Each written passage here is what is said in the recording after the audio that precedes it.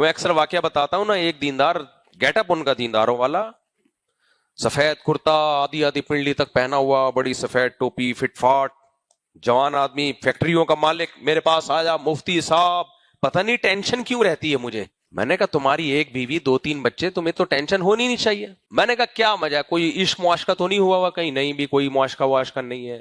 میں نے کہا پتہ ہے تمہارے ساتھ مسئلہ کیا ہے؟ تم نے جو فیکٹری بنائی ہوئی ہے نا، وہ فیکٹری دیکھنے میں تمہاری باڈی سے باہر ہے. تمہاری باڈی الگ ہے، فیکٹری باہر. دل الگ ہے، فیکٹری الگ. حقیقت میں وہ تمہاری دل کے اندر گھسی ہوئی ہے. اتنا پیسہ ہے تمہیں، لیکن تمہیں خوف اندر اندر سے کھا رہا ہے. یہ کاروبار ضائع نہ ہو جائے، لاس نہ ہو جائے، فیکٹری کو آگ نہ لگ جائے، مزدور ہڑتال نہ کر لیں، جو میں پروڈکٹ مارکیٹ میں بنا کے بیچ رہا ہوں اس کی ویلیو گر نہ جائے، یہ نہ ہو جائے، وہ نہ ہو جائے، ایسا نہ ہو جائے، ویسا نہ ہو جائے. تو میں نے کہا میرے بھائی، دنیا کو مسافر خانہ سمجھو گے تو زندگی سکون میں آئے گی، چاہے ٹماٹر بیچنا شروع کر دو. اور اگر مسافر خانہ نہیں سمجھو گے، ایسی 10 فیکٹریاں اور بھی آ گئی نا تو سکون نہیں ملے گا تمہیں، یہ ذہن میں رکھنا. پھر وہ کہنے لگے نہیں مفتی صاحب آپ خود سوچو، اگر لاس ہو گیا تو میرا کیا ہوگا؟ میں نے کچھ بھی نہیں ہوگا. میں نے کہا فرض کرو اللہ نہ کرے تمہاری فیکٹری میں آگ لگ گئی، تباہ ہو گیا سارا کاروبار، برباد ہو گیا.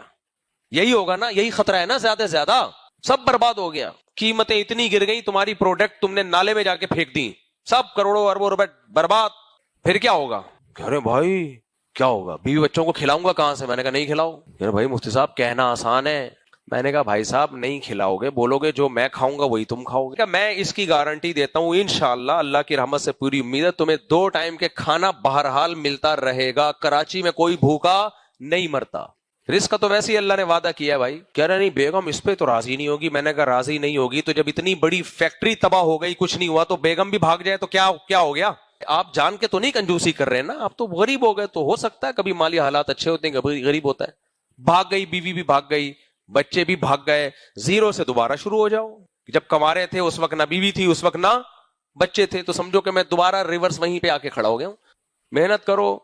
میں نے کہا 3 سے 4 دن آپ کو ٹینشن ہوگی، اس کے بعد اس ٹینشن کے آپ عادی ہو جاؤ گے. جتنا بڑے سے بڑا غم ہو 3 سے 4 دن وہ صحیح طریقے سے نچوڑتا ہے انسان کو.